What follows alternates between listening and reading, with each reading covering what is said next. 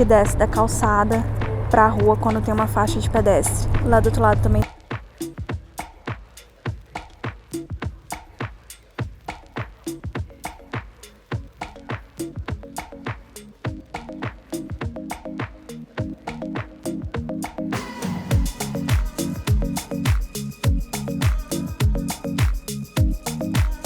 Bom dia! Bom, gente, hoje é quinta-feira por aqui. Hoje é um dia super corrido porque eu marquei de tomar um café com a Alana agora de manhã, depois tenho que ir pra pós, tenho reunião com o meu orientador de tese, então hoje é um daqueles dias assim que passa correndo. Mas mesmo assim, como é quinta-feira, eu tenho tentado às quintas-feiras sempre responder uma pergunta de vocês e hoje tem uma pergunta que eu quero responder com muito carinho, porque eu acho que é uma pergunta muito importante. Primeiro, porque ajuda muita gente. Segundo, porque mesmo as pessoas que não são ajudadas com essa pergunta, eu acho que ela pode ajudar a gente a abrir os olhos para algumas coisas, alguns certos problemas que a gente não tem no dia a dia, mas e que faz com que a gente não preste atenção nos problemas que as outras pessoas têm no dia a dia. Acho que quando a gente começa a prestar atenção nessas coisas e ver o que dá certo, o que não dá certo da nossa volta, a gente pode começar a pensar em como construir uma sociedade melhor em qualquer lugar que a gente viva, seja aqui no Canadá ou no Brasil, como a gente pode fazer com que o mundo seja bom para todo mundo. A pergunta que eu quero responder hoje é da Luísa Benkendorf. Desculpa se eu não estiver falando o seu sobrenome certo, mas eu acho que é algum sobrenome estrangeiro que a gente tem dificuldade de falar, desculpa. Pergunta sobre a adaptação da cidade para pessoas com algum tipo de necessidade especial, ou seja, para cadeirantes, pessoas que às vezes têm alguma dificuldade de locomoção ou pessoas que têm alguma dificuldade visual. Ela quer saber se a cidade é preparada para receber bem essas pessoas. Então hoje, enquanto eu estiver passeando pela cidade, eu vou mostrar para vocês algumas das coisas que eu acredito que ajudam bastante a vida dessas pessoas. Se eu tivesse que responder, eu falaria que sim, Toronto é uma cidade preparada, porque eu vejo rampas por todos os lados, eu vejo muita acessibilidade no metrô, no bonde, no ônibus, a gente vê muitas rampas de acesso em lojas, em restaurantes e tal. Mas infelizmente, quando a gente não sofre o problema na pele, a gente não consegue ver mais além e a gente acha que tudo é uma maravilha, tudo é perfeito. Então eu gostaria, se tiver alguém assistindo, alguém que tem alguma necessidade especial e mora em Toronto, ou já visitou Toronto, que puder compartilhar a experiência, deixar aqui nos comentários se realmente é bom como eu acho que é, o que precisa ser melhorado, enfim, contar a sua experiência. Porque como eu falei, quando a gente não tem que passar por esses desafios diariamente, esses desafios parecem que eles não existem. Mas hoje eu vou tentar olhar com um olhar assim um pouquinho mais detalhista para essas coisas, para mostrar para vocês como é que a cidade se prepara para incluir todo mundo. Assim, obviamente eu não vou falar aqui todas as calçadas, mas pelo menos eu não lembro de ter visto uma calçada que não fosse assim. Sempre tem uma rampa que desce da calçada para a rua quando tem uma faixa de pedestre. Lá do outro lado também tem outra, tá vendo? E desse lado também tem outra rampa. Aqui, ó, é para atravessar para uma parada de streetcar. Você vê que tem uma rampa, tem essa sinalização para pessoas que não enxergam. E aí você pode atravessar até do outro lado da rua, ou então você pode ir ali até o ponto do streetcar.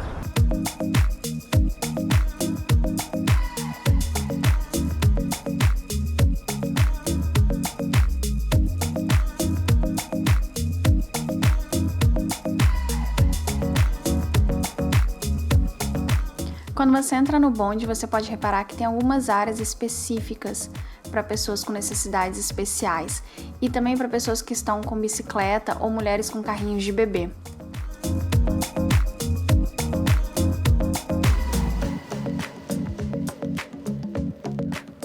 Os prédios costumam ter portas adaptadas que abrem automaticamente para pessoas que não conseguem abrir a porta, já que aqui as portas são bem pesadas por causa do frio. E mesmo quando você vê uma escada, normalmente tem um elevador ou alguma rampa do lado. Você nem sempre vai encontrar uma entrada para o metrô acessível, mas na maioria das estações você pode procurar por outra entrada que deve ter uma escada rolante ou um elevador. Infelizmente, nem todas têm elevador até a plataforma, mas o que sim tem são entradas específicas para cadeirantes.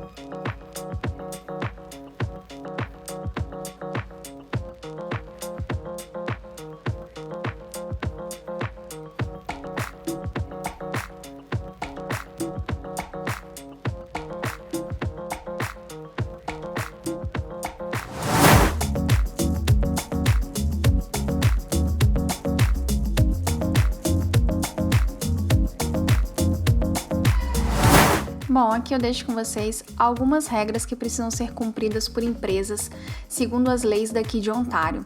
Essas regras elas variam um pouco de acordo com o tamanho da empresa e tal, mas digamos que os seus principais pontos seriam: prover atendimento acessível ao cliente, ou seja, qualquer atendimento que você faça, nenhum cliente por alguma necessidade especial pode se sentir prejudicado nesse atendimento, então você tem que realmente prover acesso para todo mundo. Você precisa deixar acessível todas as informações de emergência e segurança num lugar. Por exemplo, as placas de saída de emergência, as placas que indicam o que se deve fazer numa emergência, elas precisam estar acessíveis a todas as pessoas que frequentam o lugar. A empresa também precisa fazer um website acessível a todos, que é algo que a gente às vezes não se dá conta, mas, por exemplo, poder adaptar a letra, poder escutar o que tem no website é muito importante para muitos usuários da internet.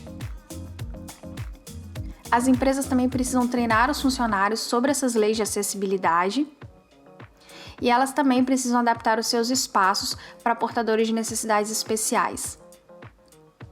E além de tudo isso, elas precisam apresentar um relatório sobre acessibilidade no local de trabalho dela. Se você quiser saber mais, eu vou deixar um link com todas as regras lá no blog lucianacouto.com/acessibilidade-toronto e você pode acessar essas leis da província de Ontário lá e ver uma por uma, inclusive separada por setores. Por exemplo, setor privado, setor público, você pode acessar todas as regras lá.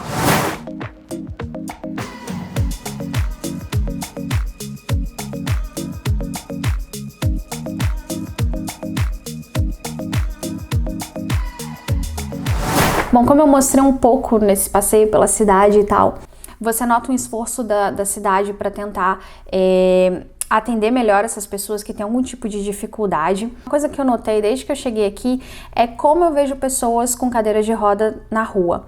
Eu vejo muito mais do que no Brasil. Isso me chamou muita atenção quando eu cheguei e eu comecei a me questionar o porquê.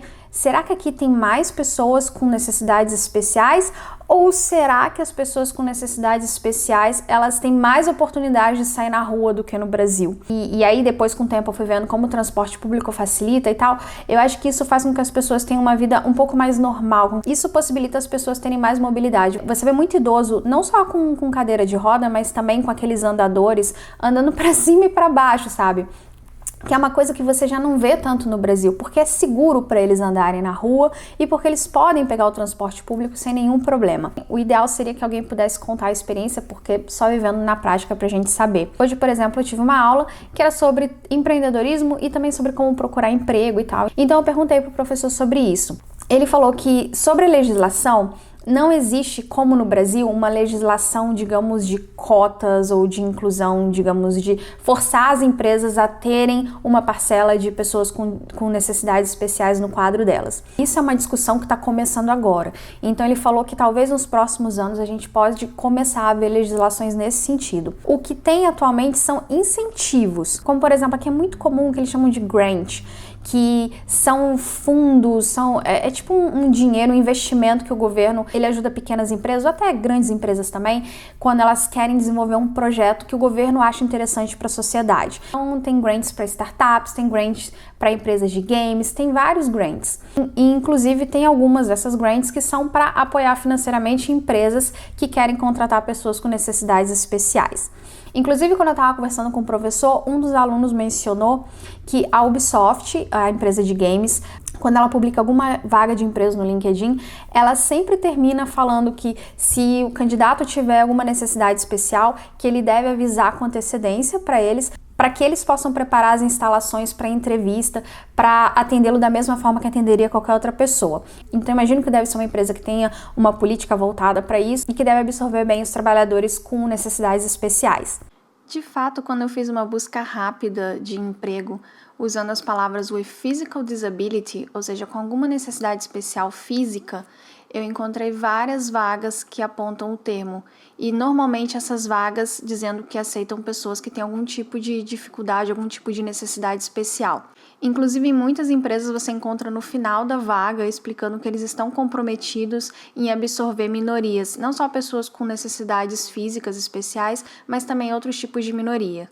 Só que ele falou que, na prática, infelizmente, talvez seja um pouco mais difícil mesmo. Até mesmo pensando do ponto de vista da empresa, se é uma empresa pequena, às vezes tem que se adaptar. Como ainda não tem uma legislação muito específica para todas as empresas, às vezes fica complicado. Isso é algo que, infelizmente, não dá para responder sim ou não. Eu acho que um assunto como esse é muito interessante ser discutido não só por pessoas ou que têm uma necessidade especial, que conhece alguém. Eu acho que nós como sociedade, a gente tem que discutir isso e a gente tem que trazer isso para o nosso dia a dia. Porque eu acho que a forma como a gente lida com esses desafios diz muito sobre o que a gente quer ser como sociedade. E eu vou dar um exemplo. Aqui no Streetcar, quando você vai entrar, uma das portas tem 2 botões. Um botão é o botão comum que você aperta para abrir a porta e o outro botão é um botão que abre a porta e desce uma rampa para você usar a rampa. No ônibus, normalmente cadeirantes ou mulheres que estão com um carrinho de bebê, eles entram pela porta da frente para o motorista vê-los e aí o motorista aciona uma rampa para descer para eles subirem. Eu vejo isso muito. Como eu falei, eu vejo muito cadeirante na rua aqui. O que eu acho mais interessante é que eu nunca vi ninguém ficar impaciente com isso. Porque é claro que demora um pouco mais, ter que descer a rampa para a pessoa subir, às vezes prender a cadeira num lugar e tal, para depois seguir viagem. E eu nunca vi ninguém reclamar, e eu já vi, infelizmente no Brasil, eu já vi reclamar, assim, dos poucos ônibus que às vezes tem essa capacidade de acesso universal. Infelizmente, às vezes eu vejo as pessoas reclamarem. Isso diz muito sobre o que a gente quer, que sociedade a gente quer construir. Então, no fim das contas, eu acho que é um tema importante não só para quem tem esses desafios diariamente, como para pessoas como eu, que simplesmente só querem uma sociedade melhor e mais inclusiva. Então, assim, eu acho que eu vou continuar pesquisando mais para saber mais sobre o tema, porque eu quero trazer mais essas coisas aqui pro vlog.